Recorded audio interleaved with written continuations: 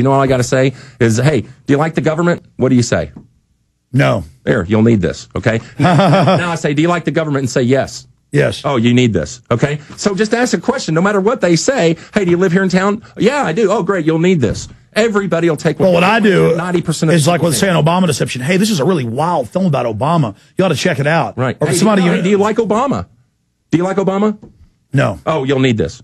You'll like this. This is a great DVD. You'll like this. Oh, you like Obama? Oh, here, you'll like this. You'll like this DVD. So whatever they say, yes or no, it doesn't. Well, I've told listeners, and of course, you're a more professional salesman than I am. I just, do it innately. But I've always found if you're confident and happy, people will then take the info. But other folks are like, I've got this for you. Well, there's an old saying that says, if you don't seem interested, how are they going to be? So, I mean, if you're not excited about what you're doing, how are they ever going to get excited about what you're doing? So, yeah, enthusiasm is the key. You got to go with zeal, but not with no knowledge. You got to have wisdom to go with that zeal. You got too much zeal and no wisdom, you're going to scare people off. You're going to scare all the fish away. But when you go fishing, you got to be quiet, you got to be stealthy, and you got to use the right bait. So bait your hook with certain questions that are leading, okay? Well, it doesn't matter if they say yes or no. Hey, do you love our government? Hey, do you like taxes? Hey, do you like green? Hey, are you married? Whatever question. It doesn't matter what they say. If they say yes or no, say, hey, well, you'll like this, or hey, you'll need this.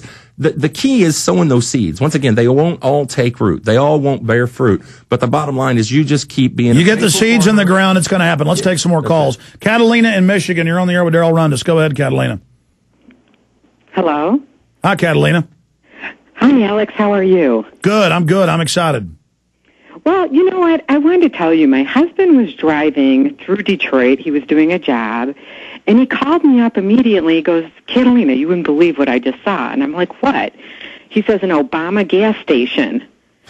And it was in Wyoming and Plymouth Road. And he said they had Obama hats out there and T-shirts, and they're selling all Obama. Yeah, they've started stuff. Obama restaurants in New York. Obama. Are you serious? It scared the hell out of me. I'm like, what the heck's going on here? But, I wanted to tell you, I am sowing the seeds. I belong to several business networks. I'm giving out DVDs. I'm talking to people. I'm giving them your website. I've just been opening up eyes left and right, and whenever I get a new email, I always send it out or something interesting off your website, and people are asking questions, and people are starting to wake up. But my biggest concern is we're waking everyone up, and you kind of blew my idea of overthrowing the government.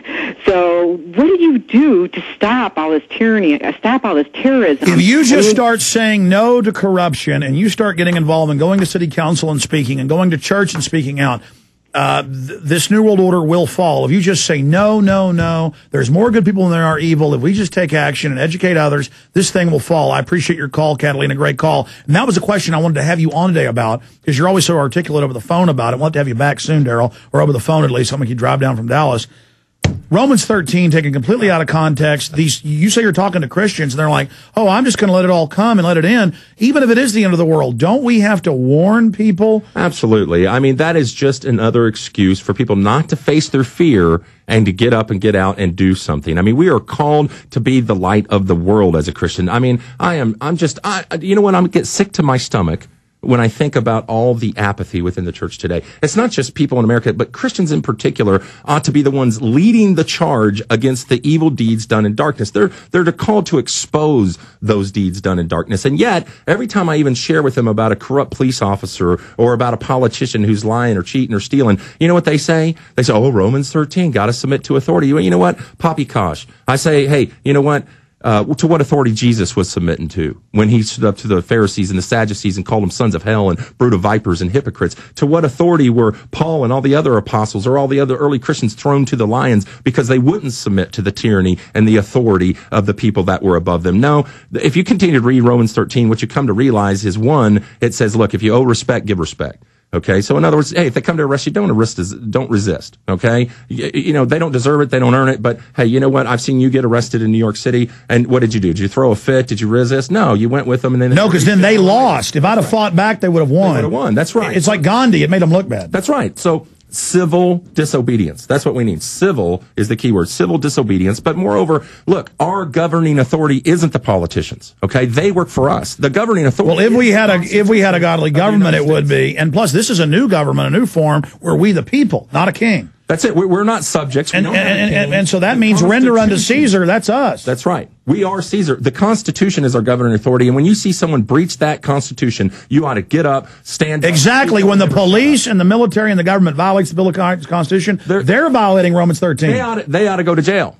We ought to hold them accountable. I'm like with Ron Paul or Chuck Norris, man. I'd like to line up all those people and get with Ron Paul and say, which one of these guys is the crooks? And we'll just throw them in the heat pile. And if they don't want to go, we'll let Chuck put them in a sleeper hold until they just, and then Grundosaurus will come in and carry him and throw them on the heat pile. They're all a bunch of crooks and they need to go. Hey, Daryl, fire out the websites again. We'll have you back soon. Love you to death. Thank you for the donation because they had a big victory taking that from us. It's mine. I got it. TinandWin.com. Go register to win, even if you can't list the law. And in 60 days and counting, youdonews.com. Get up, go out, get something. Well, Daryl, we'll have you back on as that launches. Thanks for all your support. Hey, my pleasure, man. God bless you. I like Daryl. He is a real character and a great guy and has a lot of energy.